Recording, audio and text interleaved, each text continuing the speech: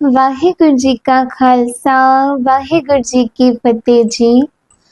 आज डे 8 में हम देखेंगे कि किस प्रकार गुरु तेग बहादुर जी महाराज जी के साथ गए गुरसिखों ने दिल्ली चांदनी चौक पे अपनी शहादत दे दी, पर अपने धर्म को नहीं छोड़ा। इतिहास में आता है कि भाई मतीदास जी के शहादत के बाद समय की हुकूमत ने भाई सतीदास जी के आगे भी वही चुनौती रखी।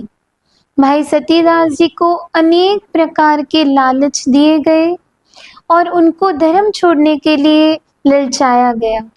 भाई सतीदास जी को ये कह के डराया गया कि जिस प्रकार अभी भाई मतीदास जी की शहादत हुई है, उससे भी अधिक खतरनाक तसीहे देकर आपको शहीद किया जाएगा अगर आपने अपना धर्म परिवर्तन नहीं किया।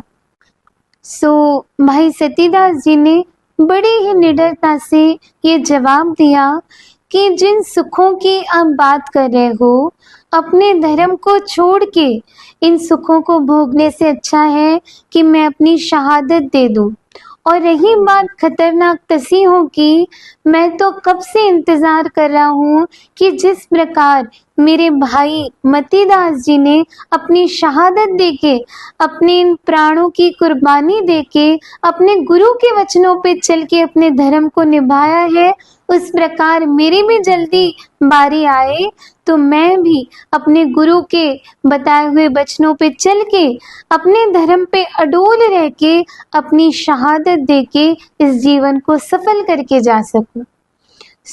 समय की हुकूमत और वहां पे खड़े लोगों का समूह सारे ही बहुत आश्चर्यता से देख रहे थे कि किस प्रकार की शिक्षा गुरु के सिखों के पास है।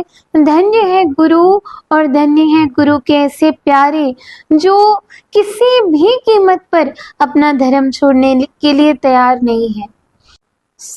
इतिहास में आता है कि भाई सतीदास जी को दिल्ली चांदनी चौक पे रुई में लपेट के जिंदा आग में जलाया जाता है और भाई सतीदास जी गुरबाणी का पाठ करते हुए अपने इस पंचभूतक शरीर को त्याग के अपना जीवन सफल करके धर्म में अडोल रह के शहादत प्राप्त करते हैं।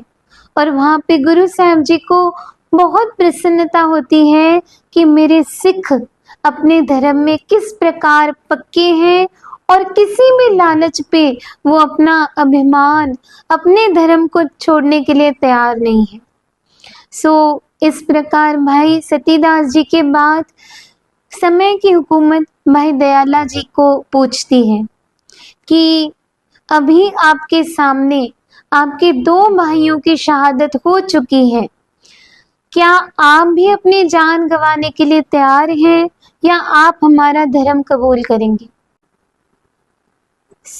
उस पर भाई दयाला जी बड़ी ही निडरता से जवाब देते हैं कि आप क्यों अपना समय जाया कर रहे हैं।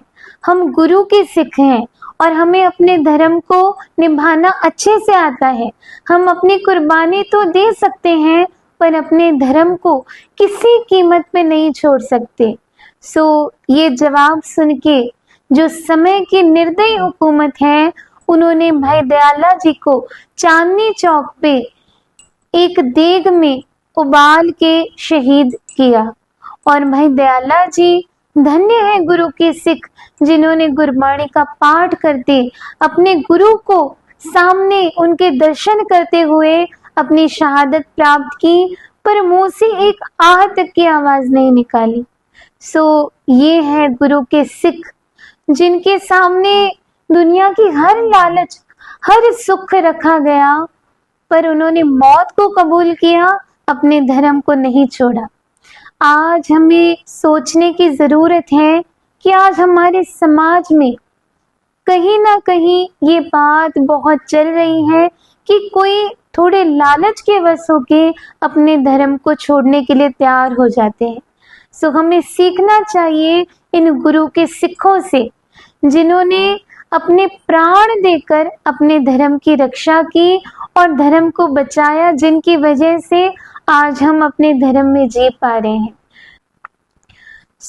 आज की वीडियो को यहीं विराम देते हैं। अगले पार्ट में हम देखेंगे कि किस प्रकार गुरु तेग बहादुर जी महाराज जी की वार्ता समय की हुकूमत के साथ होती है और किस प्रकार गुरु साहब जी अपनी शहादत देके धर्म की रक्षा करते हैं। मिलते हैं अगले पार्ट में। तब तक के लिए धन्यवाद। वाहिगुरु जी का खालसा, वाहिगुरु जी की फतेह जी।